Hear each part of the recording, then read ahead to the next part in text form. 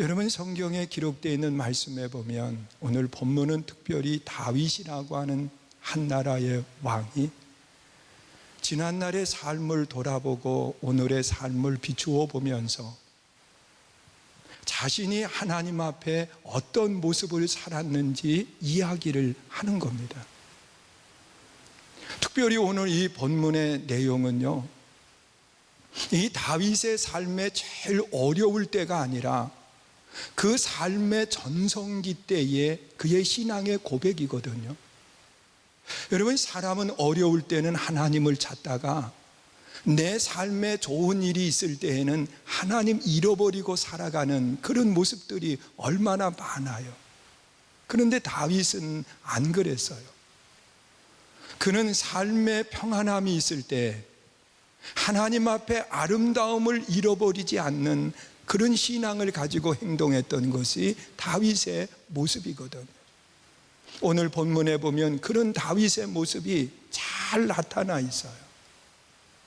먼저는 이 다윗이 자신을 향한 신앙의 결단을 이야기하는데 오늘 본문 1절에 보면 그렇게 고백을 합니다. 우리 한번 보시지요. 1절 읽습니다. 시작. 여호와여, 내 마음이 교만하지 아니하고 내 눈이 오만하지 아니하며. 됐습니다. 자, 이 말씀에 보면 하나님, 내가 하나님 앞에 교만하지 않았다는 거예요. 내 눈이 오만해서 다른 사람을 업신여기면서 바라보지 않았다는 거예요. 여러분, 신앙의 삶 속에 우리 한번 지난 날의 삶을 돌아보세요. 나는 과연 하나님 앞에 겸손함을 잃어버리지 않고 생활을 했느냐는 거예요. 하나님이 내 삶에 좋은 것을 주셨을 때 내가 교만해서 행동한 것은 없느냐는 거예요. 여러분, 성경에 기록되어 있는 인물 가운데에 이 사울과 다윗을 이야기할 때 이 사울은 교만함으로 하나님께 결국은 버림을 받게 되었고, 이 다윗은 하나님 앞에 겸손함을 잃어버리지 않았을 때 하나님이 끝까지 그를 들어 쓰시는 아름다운 모습을 이야기하고 있습니다. 여러분, 사울의 모습을 우리 한번 생각해 보세요. 이 사울 왕이 처음에 왕이 되게 될 때 그는 아버지의 잃어버린 나귀를 찾아가지고 그 사방을 헤매고 다닐 때 하나님이 그를 부르셨어요. 그리고 왕으로 기름 부음을 받게 하신 거예요. 그런데 이 사울이 하나님의 부름을 받을 때 그는 자기의 미약하고 부족한 것을 고백을 합니다. 이 사무엘 선지자가 사울 그에게 기름 부어 왕으로 세우려고 할 때 이 사울은 나는 베냐민 지파의 후손이고 또한 베냐민 지파 가운데서도 나는 가장 작은 자라고 하는 고백을 합니다. 그는 참 겸손했습니다. 그리고 또한 왕으로 기름 부으려고 할 때 그는 숨었어요. 왜냐하고 하면 자격이 없다라고 하는 그런 마음을 가지고 말입니다. 이런 사울을 기름 부어서 왕이 되고 난 뒤에 하나님이 사울과 함께 하심에 가는 곳마다 승리하는 역사가 일어난 거예요. 그러면서 그의 마음속에 교만이 자리 잡기 시작을 합니다. 어느 날 블레셋이라고 하는 나라와 이 이스라엘이 전쟁을 하게 됐는데 이 전쟁에 나가기 전에 이 사울 왕은 하나님 앞에 제사를 드리고 나가기를 원했어요. 그래서 사무엘 선지자를 청했는데 이 전쟁에 나갈 시간이 임박함에도 불구하고 사무엘 선지자가 오지를 않는 거예요. 그래서 이 사울은 스스로 생각하기를 내가 이 나라의 왕인데 내가 못할 게 뭐가 있겠느냐는 거예요. 그래서 제사장만이 할 수 있는 그 제사를 이 사울 왕이 대신 집례를 했습니다. 그리고 그 제사가 막 마치려고 할 때에 누가 왔느냐? 사무엘 선지자가 온 거예요.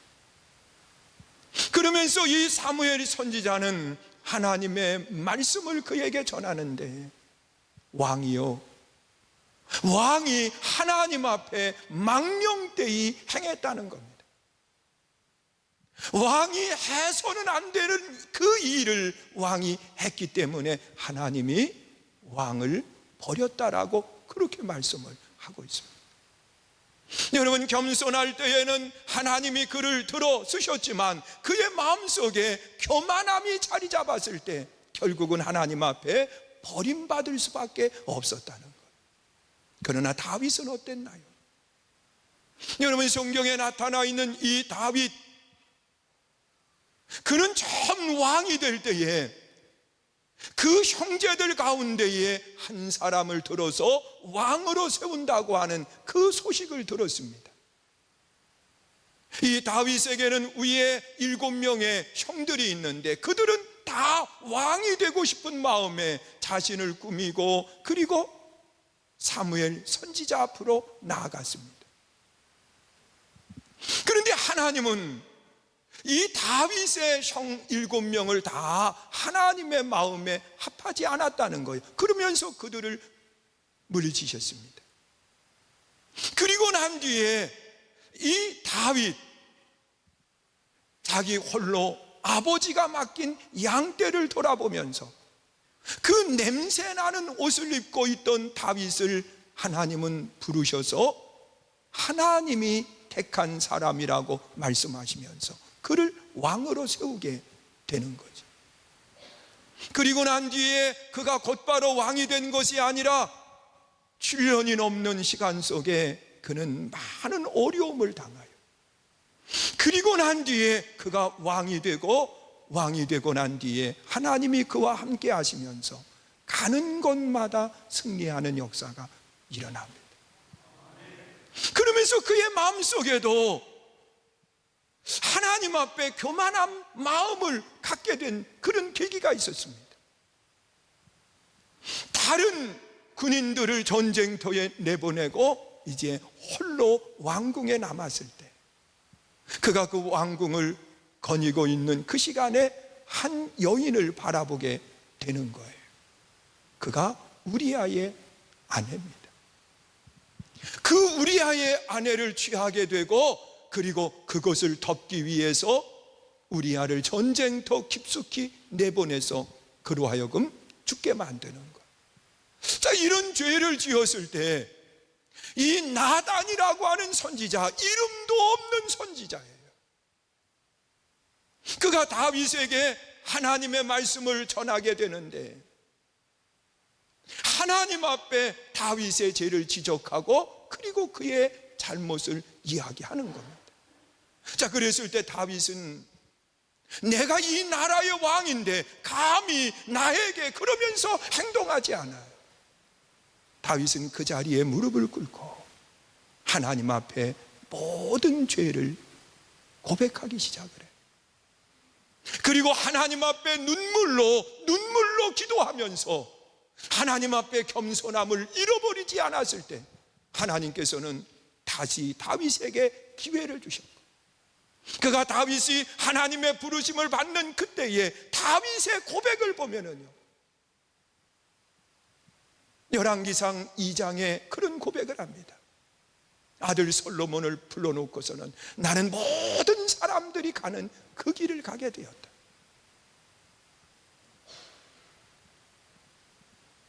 그러면서 이 솔로몬에게 너는 힘써 대장부가 되라고 하면서 믿음을 지킬 것을 말씀하고, 그리고 그가 하나님의 부름을 받는 그런 모습을 봅니다. 이런 다윗을 향해서 하나님이 하신 말씀은 내가 이새의 아들 다윗을 만나니 내 마음에 합한 자라고 말씀하고 있어요.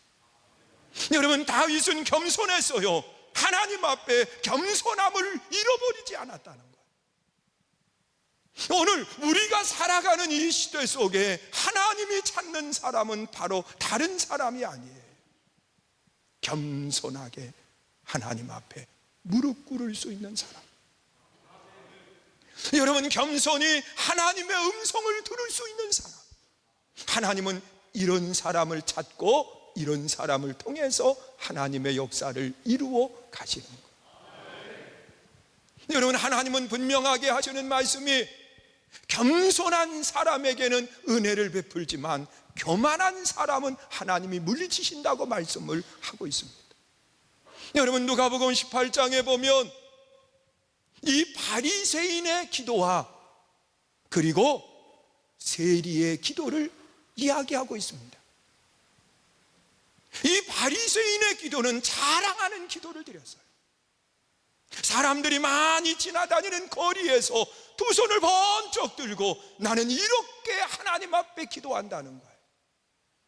그러면서 자기의 의의를 내세워요. 자기를 내세우는 기도를 합니다.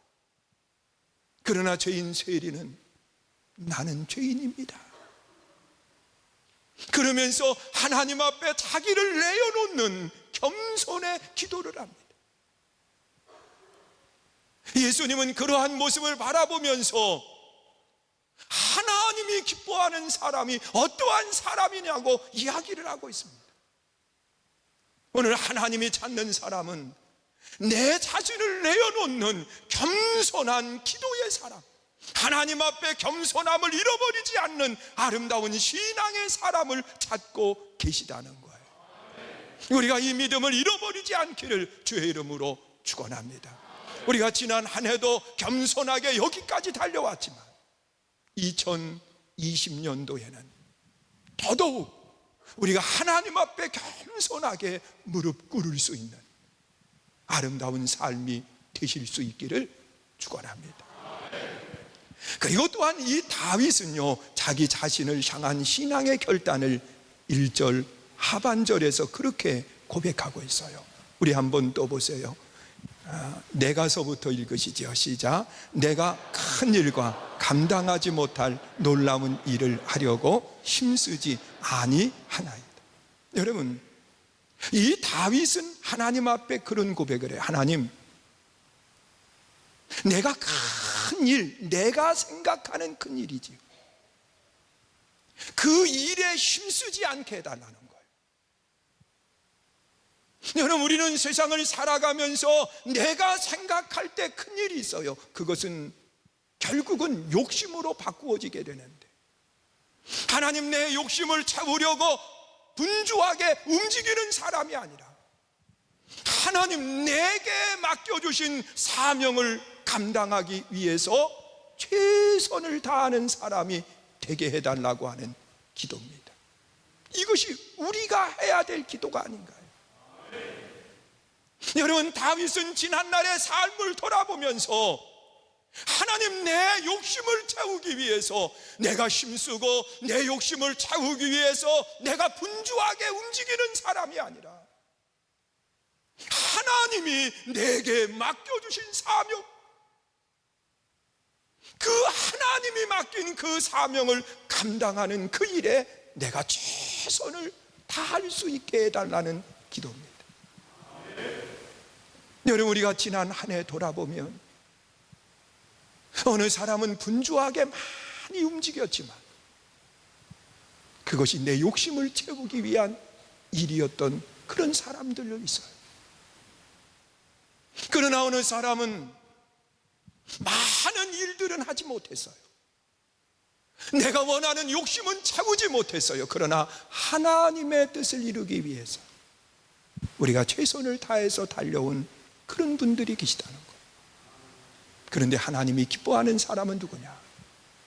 내 욕심을 채우기 위해서 분주하게 움직인 사람이 아니라 하나님이 내게 맡겨주신 믿음의 사명을 감당하기 위해서 우리가 힘써 행한 그 사람을 하나님은 찾고 계세요. 그 사람을 하나님은 보고 계시다는 거예요. 믿으십니까? 여러분, 우리 한번 생각해 보세요.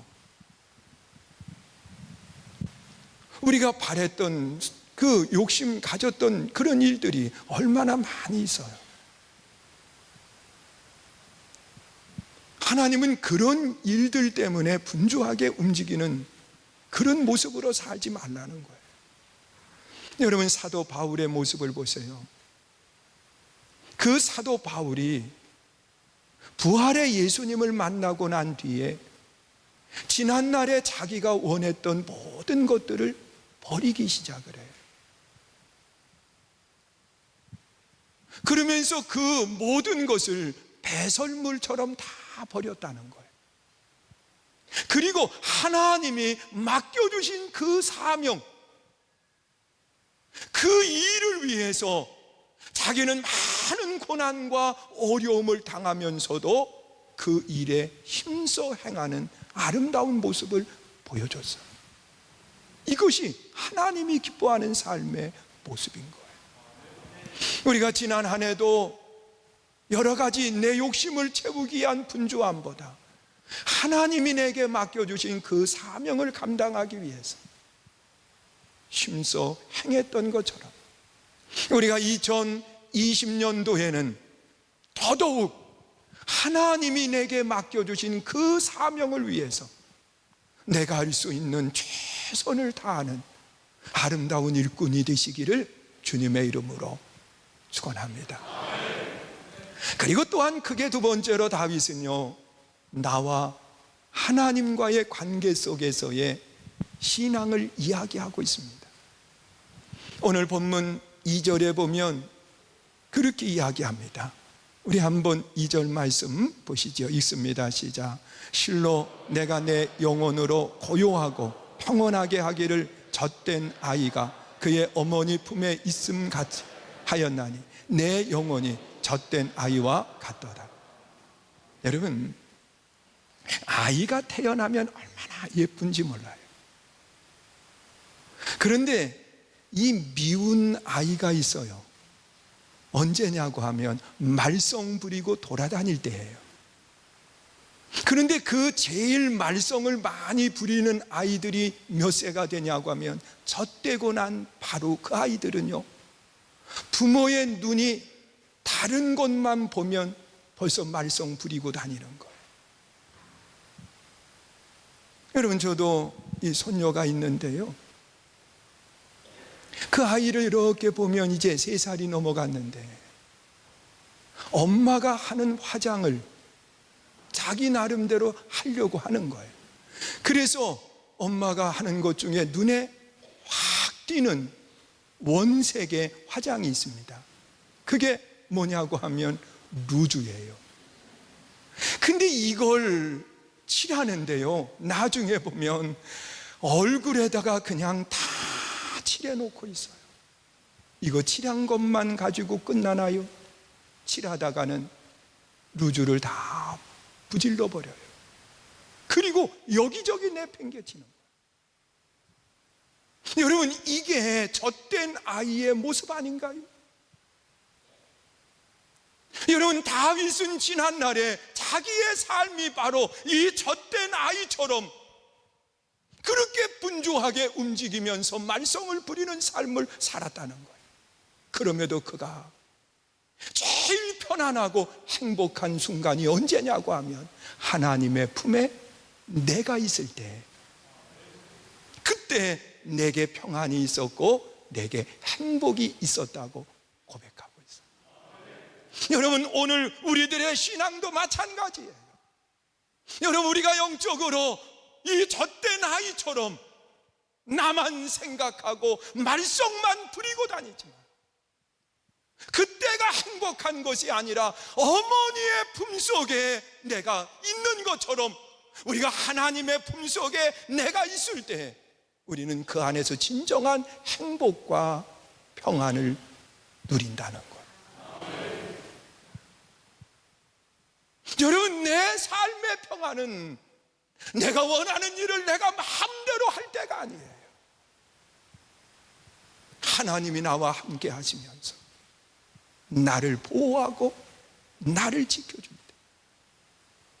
여러분, 다윗은 이런 자신의 모습을 시편 23편에서 그렇게 고백을 하고 있습니다. 여호와는 나의 목자시, 내가 부족하지 않다. 그분이 나를 푸른 풀밭으로 쉴만한 물가로 인도하시느니라. 하신다 고백하고 있어요.